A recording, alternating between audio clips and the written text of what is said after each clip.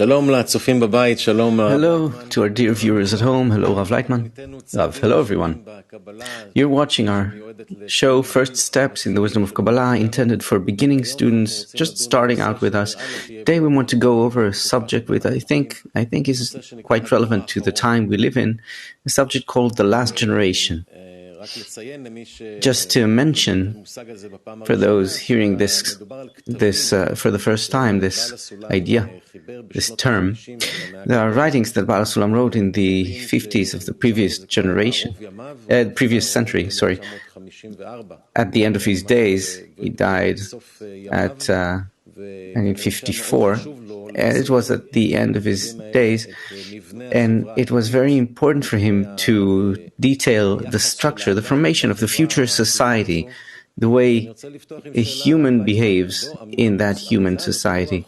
And Leitman, this word, the last generation, that term sounds a bit frightening.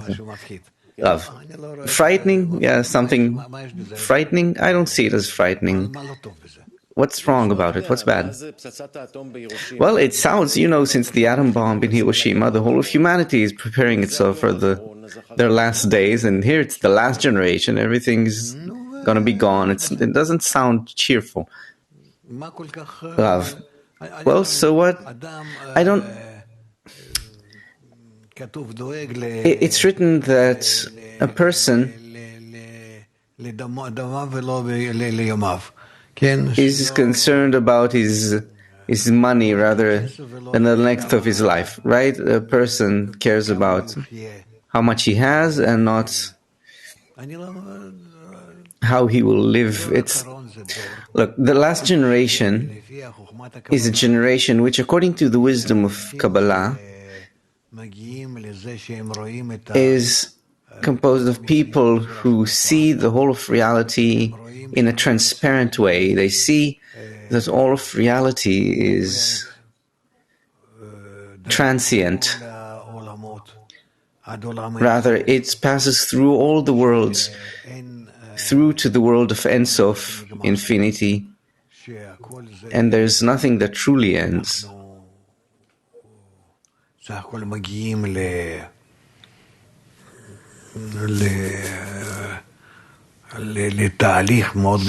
We reach a very special process where we achieve equivalence, adhesion to the upper force, to the Creator. So I don't think that there is a problem here. Something we need to fear.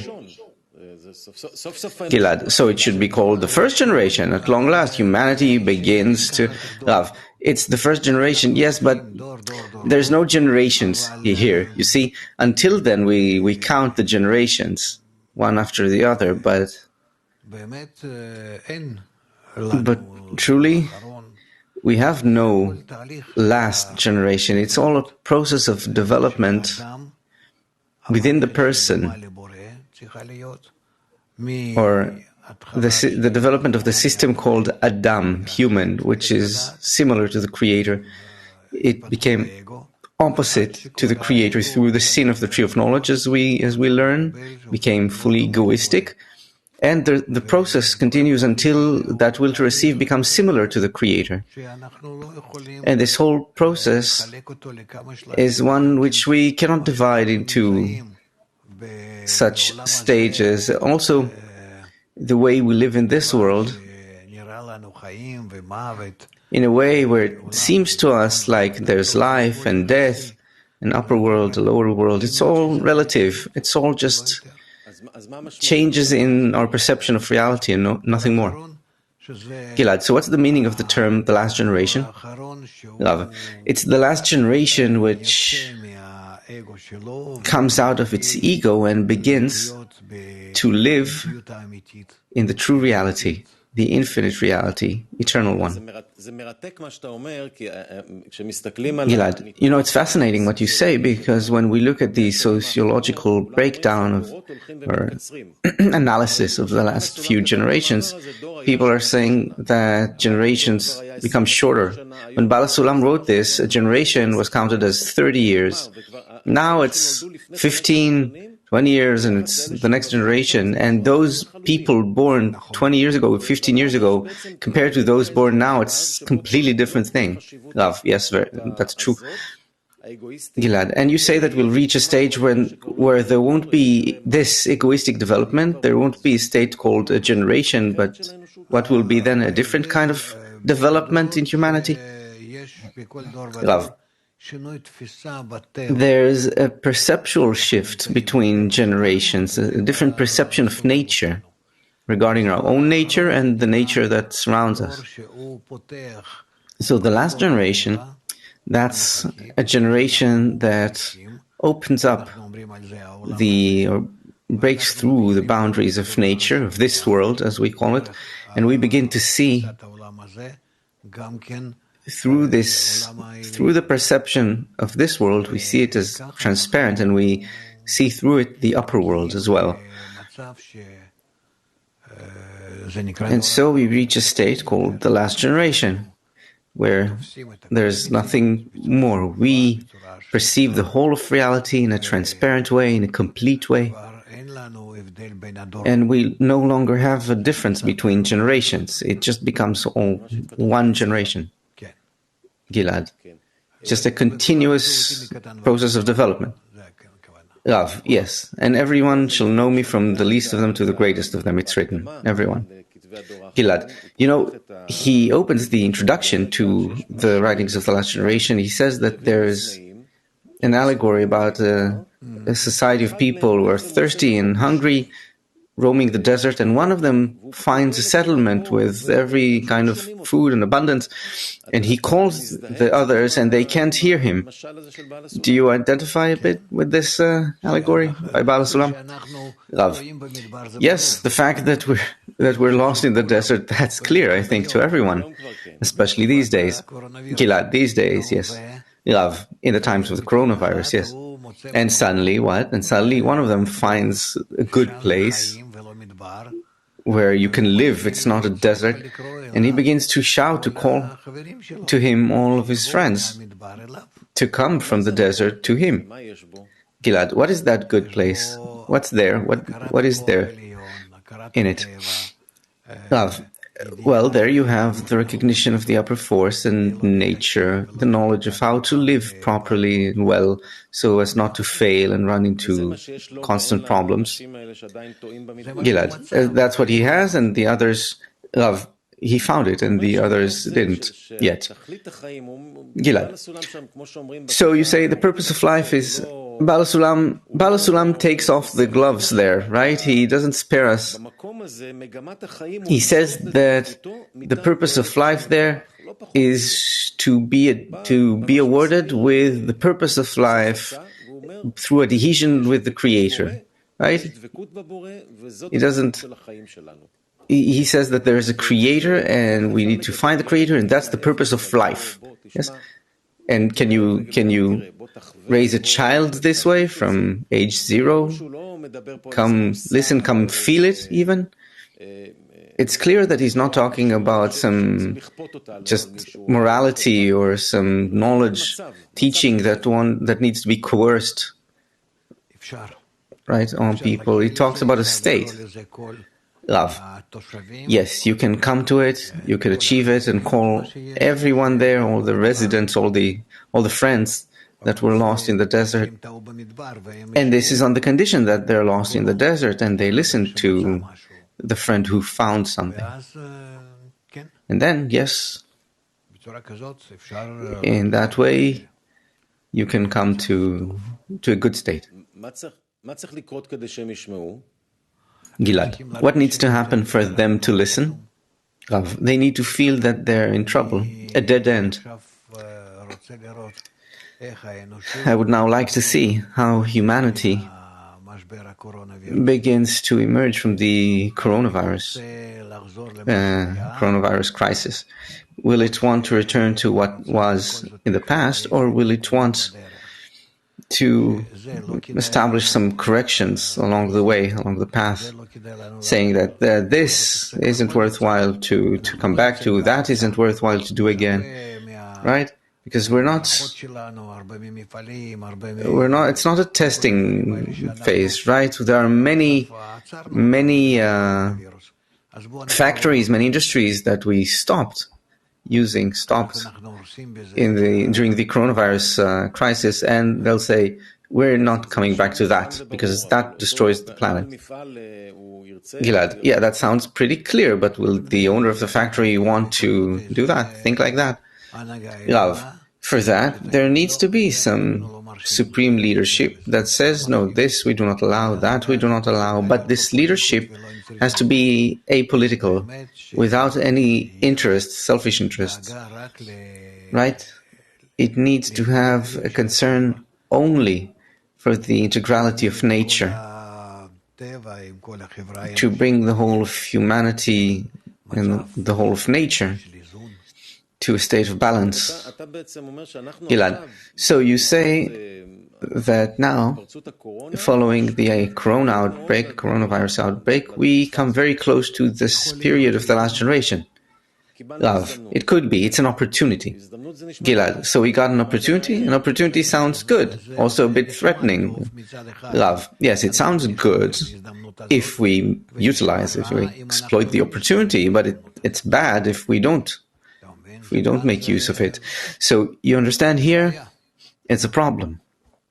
Gilad, yes, but when we read what Baal HaSulam wrote, he says that a person will work for the sake of others to the best of his ability, and even above, beyond his abilities, until there won't be any thirst or hunger in the world, for example. That sounds, relative to today's humanity, a bit, I wouldn't want to say fantastical, delusional, but it's pretty far from what people today think and feel. So how can you make a person want to work above his abilities only so there won't be hunger in the world? It sounds, Rav, the dissemination of the wisdom of Kabbalah. It speaks of the balance between man and nature, or in other words, about the closeness of man and God, which is the same thing. God and nature, it's the very same thing. Gilad, he also says how a person won't enjoy the resources or the fruits of his work more than other people who need it more, and so on, or other people who are more diligent and work harder. Rav, this is like with animals. It's done by the general system that governs them, and in us, we need to do this with awareness, consciousness, and through very exacting work on ourselves. Gilad, what kind of regime do you see as being described in these writings? It's clear that communism's failed completely, and capitalism's also a failure. Rav, I don't think we should be using such words as capitalism, socialism, communism. It's all...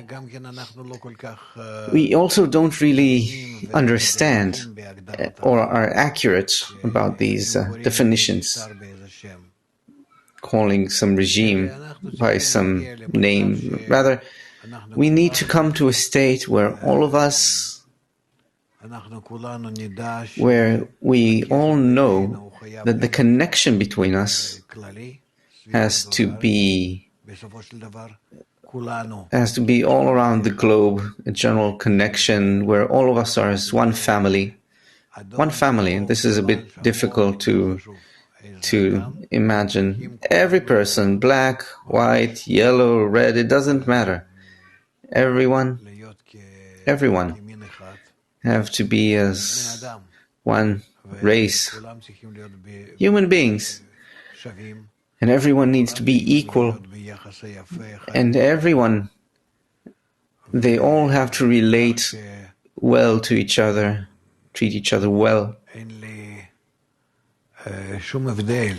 And so there is no difference here. You cannot prefer one over another, and I need to be concerned about them all, caring for all of them. And I don't care about myself. I don't care for myself, only in a minimal way, so as to enable me to be concerned and care for others. That's my work. A person who finds himself devoted to the world, to the society, to the correction of humanity in such a way, he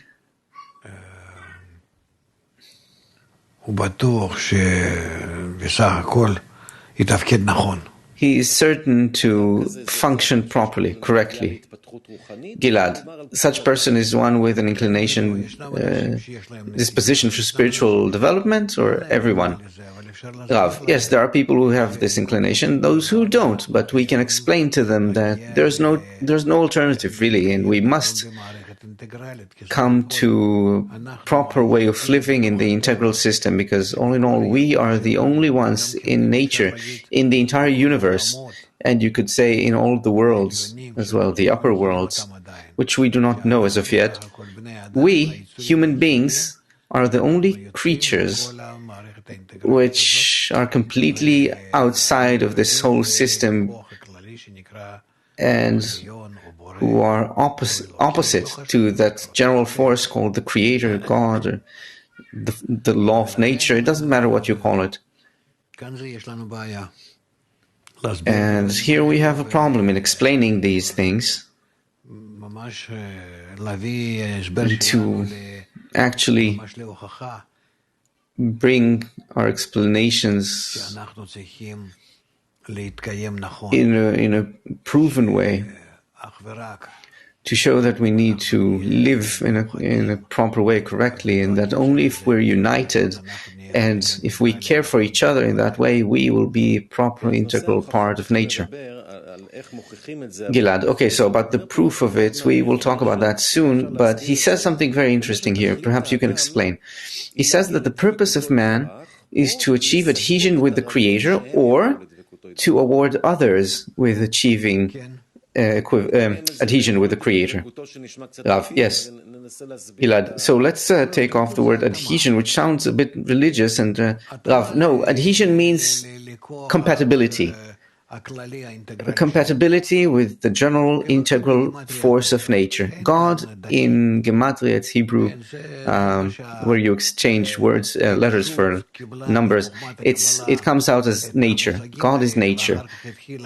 The wisdom of Kabbalah made these terms, discovered these terms, and humanity who took it from them, received it. Instead of trying to learn, they started bowing, bending their knees. Right?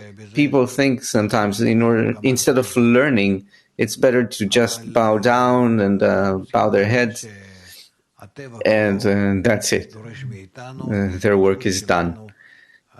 No, nature requires our participation with our minds, with our emotions, in order to become like nature, where all the parts of nature, they need to be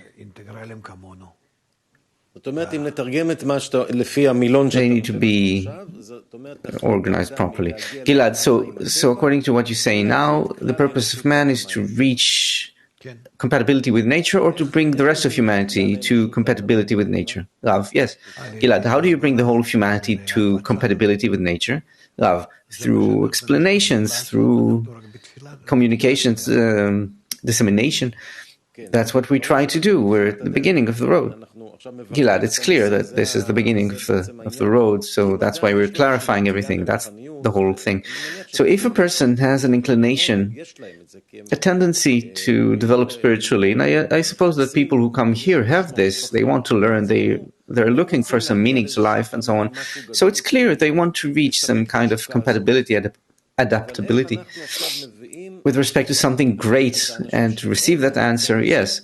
But how do we bring people who have no desire for this to want to be in adhesion with nature, compatible with nature? Only through dissemination, by us explaining it. That's what we do. And from the other side, coronavirus-like phenomena will come, and they will force everyone to think a bit more, to hear a bit more. Gilad, so we're adapting to nature, right? Nature pushes from behind, and we, Rav, from the side of nature, it's called be'ito, in due time, and from our side, it's called harishena, hastening the process, such that we come closer to the purpose quickly and participate with nature and be a part of nature in a good way. Gilad, okay, so Baal HaSulam says that there are three means we should use in the dissemination of this knowledge. He writes of 3 foundations for the spread of religion. By the word religion, what does he mean? Religion means the knowledge about divinity, about the upper force of nature. That's religion there. Gilad. So 3 means to spread the knowledge about the laws of nature. So he says that the first one is, I couldn't get the word, so, but in each person there's a spark that demands adhesion to the Creator, to God, to His source. So it's written that if anyone can supply him with this, to fulfill this desire, then he will follow him blindly. Fulfilling that desire means, again, we do this by dissemination. We explain to people the integral system that we're in, what happens to us there as part of that, how we need to behave in order to be in balance with nature. It's called the way I receive from nature, I also give back to nature. What I receive, I give back, and so we cause balance. And as a result of our balance, as we come closer to nature, this equilibrium, we will feel the equilibrium of the whole universe, and also above it. As today, we see that we left nature alone a little bit, and shut ourselves in our castles. Suddenly the animals are coming out into our nature reserves and parks. Fish are jumping happily in the water. The birds are singing, and we will see how all these great explosions in the universe, all the problems on Earth, hurricanes and so on, everything will start coming into balance. Nature you'll find that all of those natural forces are calming down, so to speak, because what we do by our inner wars is to awaken those powers. Gilad, we will also jump for joy like the fish and the animals when we're in balance with nature? Love, of course, and how? That will be the true dance. We will dance together with the forces of nature. And we will feel how we become embraced, enmeshed in an integral way with the forces of nature, Gilad, I see that there are many problems people ask you about, many troubles, and you say, wait, let's see where we need to reach, where we need to get to, and start the explanation from there.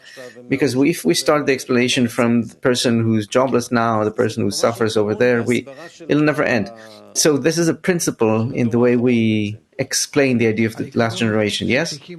Rav, the principle is that we need to look to the future form which was set by nature ahead of time, and there's nothing we can do about it. We must achieve it, and then when we see that as the goal, we advance towards it, and it doesn't matter to me so much even the forms that I need to take along the way. Gilad, great. So this is the principle of dissemination we need to learn and adopt. Rav, yes. Gilad, okay, so proof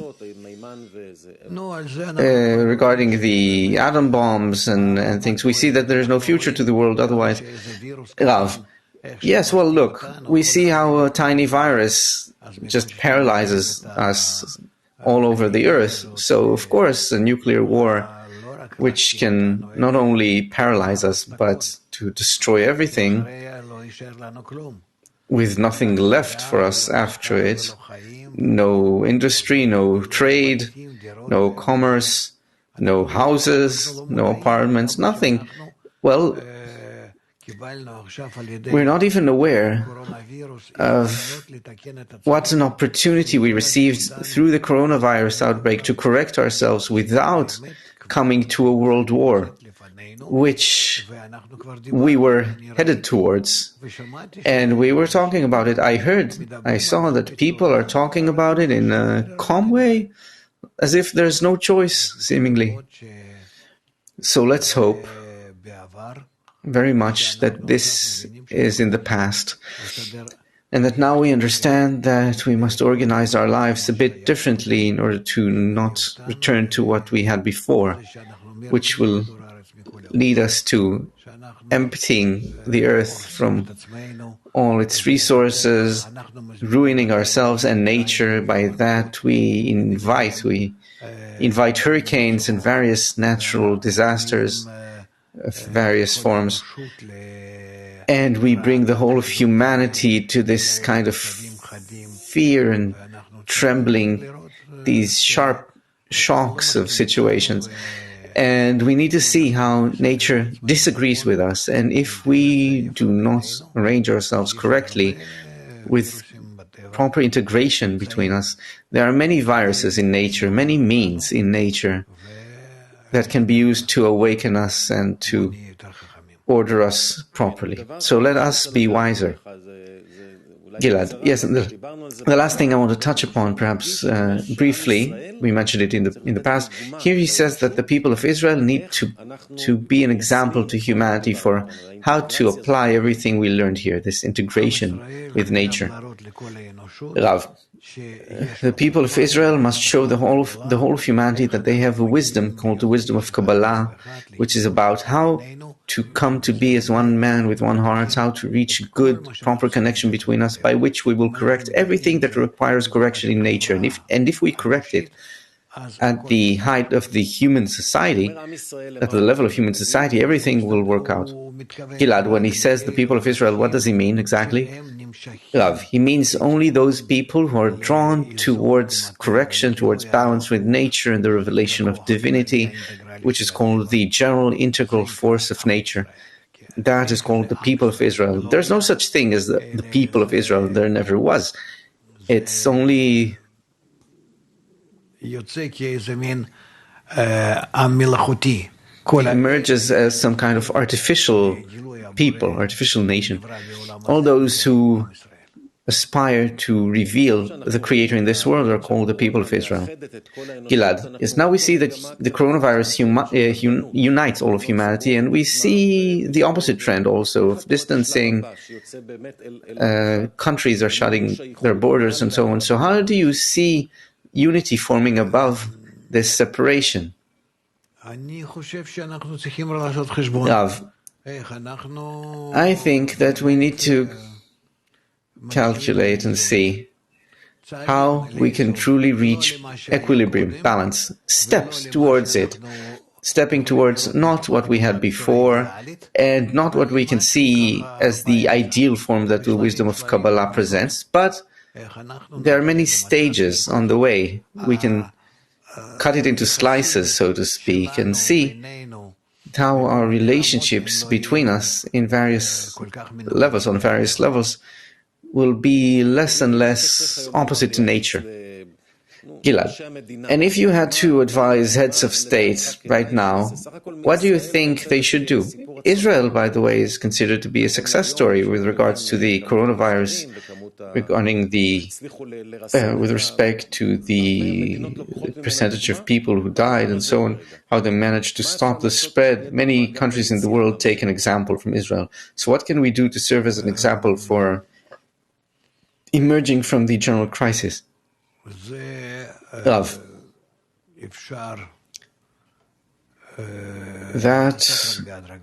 that's possible to do only gradually and only through education. And I have nothing to advise the managers, the governments. I have no advice for them except to take into account what the wisdom of Kabbalah says and to gradually hear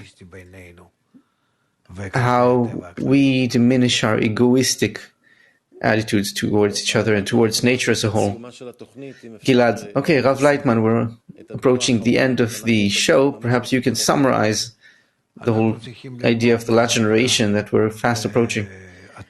Rav, I think that we need to learn what nature means, the general force of nature, and how we participate with it in a proper way, in an integral way. And as is written in the Wisdom of Kabbalah, to just learn what's written there and to try to apply it. It's impossible to explain it in a single sentence. Rather, you need to learn and to study it and to become accustomed to it. So good luck, Gilad. Thank you very much, Rav Leitman.